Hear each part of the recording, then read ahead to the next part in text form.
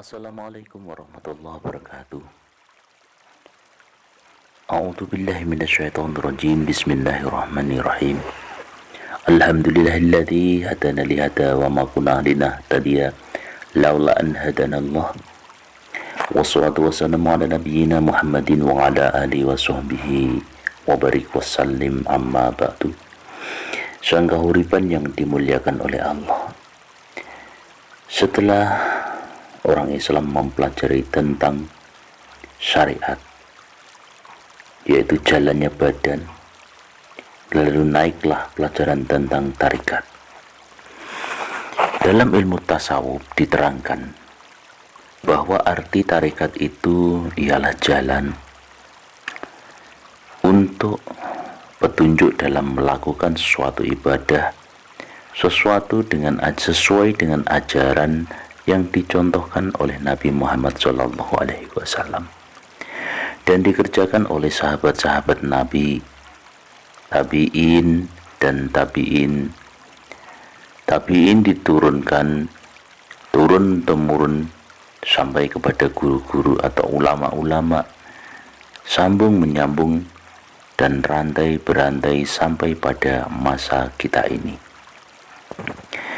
Seperti misalnya dalam Al-Quran hanya mewajibkan sholat, tetapi tidak ada ayat yang memberikan perincian tentang sholat duhur 4 rakaat, sholat maghrib 3 rakaat, sholat isya 4 rakaat, dan sholat subuh 2 rakaat. Demikian pula tentang 13 rukun sholat, dari takbiratul ihram, Fatihah, rukuk, sujud, dan seterusnya. Kalau bukan pekerjaan yang ditiru dari Nabi Muhammad oleh sahabat Nabi, kemudian ditiru pula oleh tabi'in, turun-temurun sampai pada masa seterusnya. Bukannya Al-Quran itu tidak lengkap atau sunnah Rasul dan ilmu fikih tidak sempurna, tetapi masih ada penjelasan yang lebih teratur agar pelaksanaan daripada peraturan-peraturan Tuhan dan Nabi itu dapat dilakukan menurut semestinya, tidak menurut penangkapan otak orang yang hanya membacanya saja dan melakukannya sesuka hatinya. Kemudian dalam ilmu tasawuf menerangkan bahwa sunnah Nabi itu harus dilakukan dengan tarikat, bahwa tidak cukup hanya dari keterangan hadis Nabi saja. Jikalau tidak ada yang melihat pekerjaan dan cara Nabi melaksanakannya. Yang melihat itu adalah sahabat-sahabat Nabi yang menceritakannya kembali kepada murid-muridnya, yaitu tabi'in, dan menceritakan pula kepada pengikut-pengikutnya sampai dibukukan hadis-hadis dan tersusun kitab-kitab fikih oleh ahli hadis seperti Ahmad, Bukhari, Muslim, Abi Dawud, Nasai, dan lain-lain. Begitu pula ahli-ahli fikih seperti Imam Hanafi, Imam Malik, Imam Syafi'i, dan Imam Hambali, dan lain-lain. Memang Quran menjadi sumber pokok. Memang sunnah atau hadis merupakan penjelasan yang penting. Tetapi urat nadi daripada pelaksanaan ajaran-ajaran itu ialah tasawuf. Ilmu tasawuf menerangkan bahwa syariat itu hanyalah peraturan berkala. Tarikatlah yang merupakan perbuatan untuk melaksanaan syariat itu. Apabila syariat dan tarikat itu sudah dapat dikuasai, maka lahirlah hakikat yang tidak lain daripada perbaikan keadaan dan ahwal. Sedang tujuan ialah makrifat, yaitu mengenal Tuhan dan mencintainya yang sebenar-benarnya dan sebaik-baiknya. Nabi Muhammad SAW bersabda, syariat itu perkataanku, tarekat itu perbuatanku, dan hakikat itu ialah kelakuanku. Dengan demikian, dapatlah dimengerti bahwa semua bimbingan petunjuk guru-guru dinamakan tarekat. Guru pertama umat Islam ialah Nabi Muhammad. Jadi tarekat kaum muslimin berpokok pangkal pada tarekat Nabi Muhammad SAW, yakni segala amal ibadah kita yang kita lakukan atau tarekat yang kita lakukan adalah petunjuk yang diterima dari guru kita. Guru menerimanya dari ulama-ulama, ulama-ulama menerima dari tabi'in, tabi'in menerima dari tabi'in menerima dari sahabat Nabi, sahabat menerima dari Nabi Muhammad, Nabi Muhammad menerima dari Jibril, dan Jibril menerima dari Allah Ta'ala. Demikian para sufiyah membuat suatu sistem thariqah, mengadakan latihan-latihan jiwa, membersihkan dirinya dan sifat-sifat dari sifat-sifat yang tercela atau masmumah, dan pengisiannya dengan sifat-sifat yang terpuji atau mahmudah, dan memperbanyak zikir dengan penuh ikhlas semata-mata untuk memperoleh keadaan tajalli, yakni bertemu dengan Tuhannya sebagai bagian terakhir dan terbesar. Adapun jalan untuk menemukan Allah terdiri dari dua usaha. Satu, muzalamatul zikri, yaitu terus menerus berada dalam zikir atau ingat terus kepada Tuhan atau kepada Allah. Yang dimaksud zikir yaitu ingat, yang ingat pikiran juga batinnya. Yang kedua, mukhalafah, yaitu terus menerus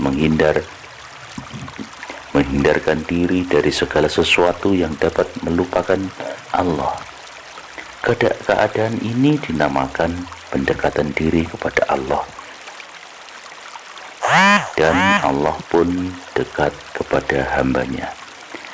Firman Allah dalam Al-Quran, nahnu aqrabu ilaihi min hablil warid, kami lebih dekat kepadanya daripada urat lehernya. Orang sufi tidak ingin bersusah payah untuk mempelajari banyak buku dan dikarang orang. Mereka ingin menempuh jalan tarekat.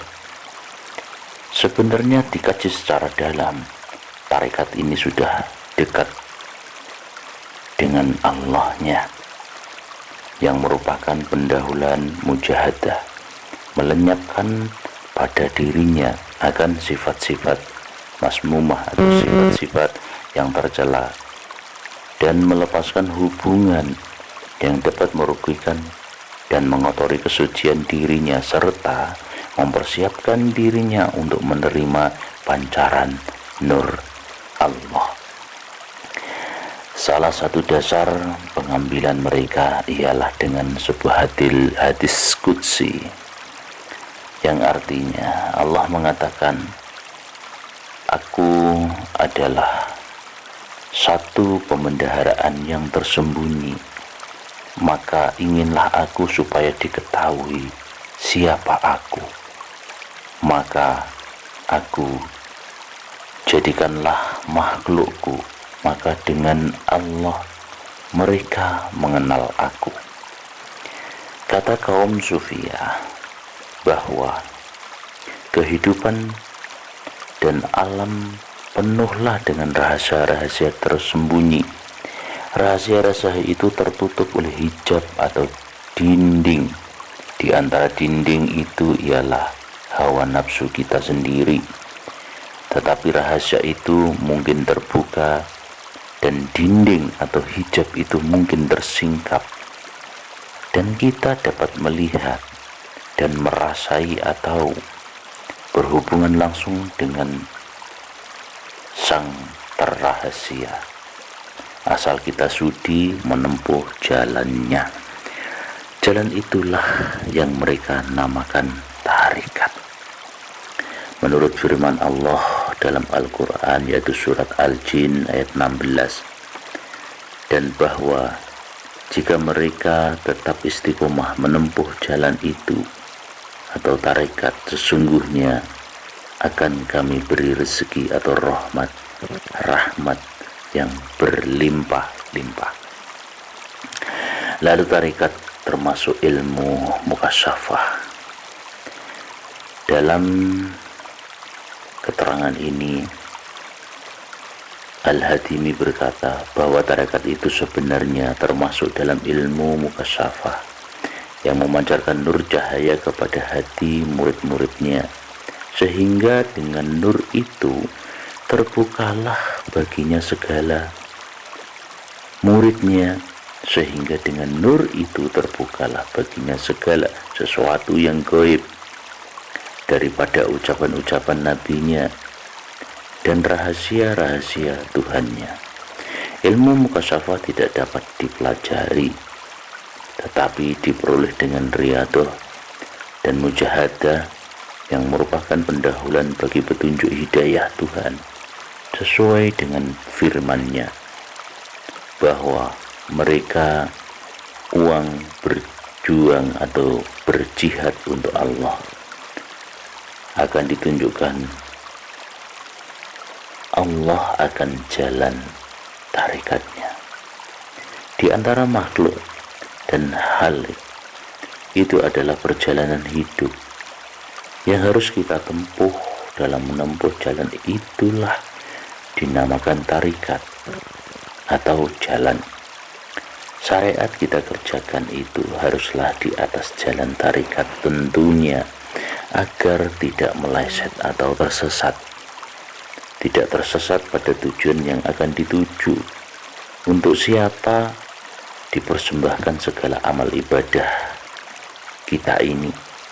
Itulah yang sangat perlu diketahui atau dikenal. Ialah mengenal Tuhan yang sebenar-benarnya. Apabila tarikat itu telah dijalani dengan segala kesungguhan dan setia menjalani syariat rukun dan adabnya, tentu akhirnya bertemulah hakikat. Itulah ujung segala jalan tarikat, saudaraku. Metode-metode tarikat untuk bersatu atau bertemu Tuhan, untuk mencapai hakikat atau liqa Allah, bertemu dengan Tuhan. Kaum sufi mengadakan kegiatan batin, riyadah atau latihan, dan mujahadah atau perjuangan kerohanian. Perjuangan seperti itu dinamakan suluk, dan yang mengerjakan dinamakan salik. Dan untuk liqa Allah, itulah menjadi perhatian utama para sufi, dan juga Al-Ghazali membawa pengikut-pengikutnya kepada liqa atau bertemu dengan Tuhan. Firman Allah dalam Al-Quran surat Al-Kahfi 110, "Faman kana yarju liqa'a rabbih falyamal 'amalan shalihan wa la yusyrik bi ibadati rabbih ahad." Maka barang siapa yang ingin akan menemukan Allah, maka hendaklah ia mengerjakan amalan baik, dan janganlah ia mempersekutukan siapapun dalam beribadah kepada Allah. Ayat inilah menjadi pegangan mereka ke arah mencapai tujuan itu. Tokoh-tokoh sufi menempuh macam-macam tarikat atau metode yang dapat membawa mereka pada akhirnya bertemu atau bersatu dengan Tuhannya. Metode-metode itu antara lain yaitu hulul atau Tuhan menjelma ke dalam insan, seperti ajaran Al-Halat. Katanya keinsananku tenggelam ke dalam ketuhananmu. Tetapi tidak mungkin percampuran, sebab ketuhananmu itu senantiasa menguasai akan keinsananku. Lagi al-Isra atau cahaya dari segala cahaya, seperti ajaran Abul Futuh Al-Suhrawardi. Beliau berkata, tujuan segala-galanya satu juga, yaitu menuntut cahayanya. Cahayanya kebenaran dari cahaya, segala cahaya, yaitu Allah. Lalu itihad, maksudnya Tuhan dan hamba berpadu menjadi satu, seperti ajaran Abu Yazid Al-Bistami. Beliau berkata, kami telah melihat engkau, engkaulah, maka engkaulah itu, dan aku tidak ada di sana. Selanjutnya itisal, hamba dapat berhubungan atau menghubungkan diri dengan Tuhan dan menentang paham atau ajaran hulul dari al-halat menurut ajaran al-Farabi. Lalu widatul wujud, yang ada hanya satu, seperti ajaran Ibnul Arabi. Beliau berkata, al-abidu wal ma'budu wahidun, yang menyembah dan yang disembah itu satu. Lalu Al-Ghazali berkesimpulan bahwa wujud Tuhan meliputi akan segala wujud. Tidak ada wujud melainkan Allah dan perbuatan Allah.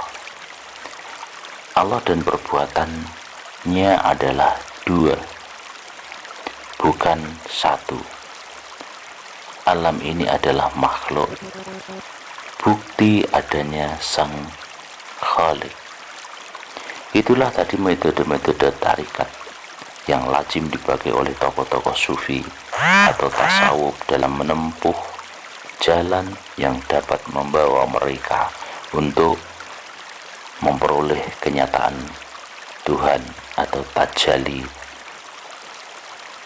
Dengan ini baiklah juga kita kemukakan di sini tentang metode-metode tarikat atau tokoh-tokoh filsafat dalam menempuh jalan ke arah mencapai kenyataan Tuhan.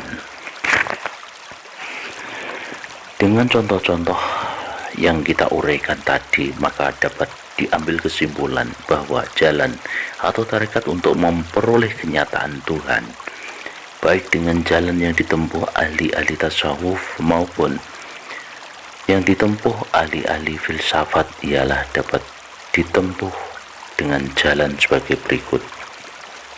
Contoh dengan jalan suluk, yakni berusaha dan melatih diri atau riyadah, serta berjuang atau mujahadah, melepaskan diri dari belenggu hawa nafsu dan dari sifat-sifat kebendaan yang merupakan jihad antara diri dengan Tuhan. Selanjutnya ada juga dengan fana. Secara filosofis, yang dikatakan fana ialah meniadakan diri supaya ada. Pintu fana ialah dawamu zikri, tetap ingat kepada Allah, dan dawamun nisyan, tetap lupa pada yang lain. Dalam mengadakan kegiatan batin, riyadah dan muzahadah ke arah mencapai liqa'illah, memerlukan tarikat atau metode yang lazim dipakai oleh kaum sufi atau ahli-ahli tasawuf. Mereka menempuh bermacam-macam tarikat atau metode melalui latihan jiwa, antara lain yaitu dengan sistem maqamat, 7 tingkatan, dari nafsu amarah ke tingkat nafsul lawamah, ke tingkat nafsu mulhamah, ke tingkat nafsu mutmainah, ke tingkat nafsu radiyah, ke tingkat nafsu mardiyah, ke tingkat nafsu kamilah, menurut sistem yang dipakai oleh Ubul Futuh, As-Sughrawardi, dan Halwadiyah. Naksabandia juga memakai sistem 7 tingkatan. Ghazali memakai sistem pendidikan, pengawasan diri juga dilakukan atas 7 tingkatan tersebut. Dan Tuhan tanpa makhluknya tidak ada sesuatu yang akan mengenalnya. Firman Allah dalam Al-Quran surat Az-Zariyat ayat 56, wa ma khalaqtul jinna wal insa illa liya'budun, dan aku tidak menjadikan jin dan manusia melainkan supaya mereka menyembah untuk aku. Penjelasan singkat mengenai tarekat dan tasawuf ini hanya untuk pengertian pada garis-garis besarnya saja, mengingat terbatasnya waktu kita.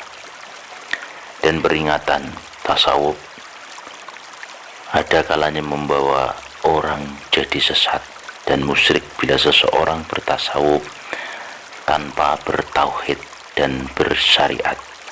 Tauhid menimbulkan iman, syariat menimbulkan taat.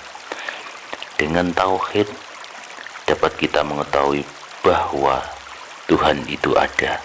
Dengan syariat kita dapat taat menuruti peraturan-peraturan dalam ibadah. Tasawuf kita dapat merasa dan mengenal Tuhan untuk siapa dipersembahkan amal ibadah kita. Ada kalanya juga membawa orang jadi fanatik hingga dianggapnya wali-wali itu lebih mulia dari nabi. Orang-orang miring otaknya disangka wali. Bahkan ada tarikat bila murid memulai tawajuh atau mensatukan ingatan dalam zikir, berzikir atau beribadah, lebih dahulu memperhitungkan diri secara perasaan dengan guru tarikatnya. Hal ini sangat bertentangan dengan agama Islam, sebab menyembah Allah tidak boleh berperantaraan. Sang Kahuripan yang dimuliakan oleh Allah. Begitu sekilas penjelasan tentang metode-metode yang dilakukan oleh para kaum sufi atau kaum filsafat untuk mendekatkan diri atau mengenal kepada Tuhannya yang sebenar-benarnya. Terutama mereka-mereka, yaitu memfanakan diri, mengkiamatkan diri, tidak merasa diri ini ada. Saat kita merasa diri ini ada, sifat sombong, angkuh, takabur itu akan melekat pada diri kita. Kita lupa bahwasanya di dalam diri itu tersimpan pembenaran yang tersembunyi, yaitu roh atau yang hidup dalam diri kita. Dan yang hidup di dalam diri kita itu sebenarnya bukan hidup kita, yaitu hidupnya Allah saja. Karena mengapa? Manusia adalah percikan zatnya Allah. Apa itu percikan? Yaitu tercipta dari Nur Muhammad, atau Nur Muhammad itu tercipta dari nurnya Allah saja. Jadi intinya semua kehidupan ini Allah saja, saudaraku.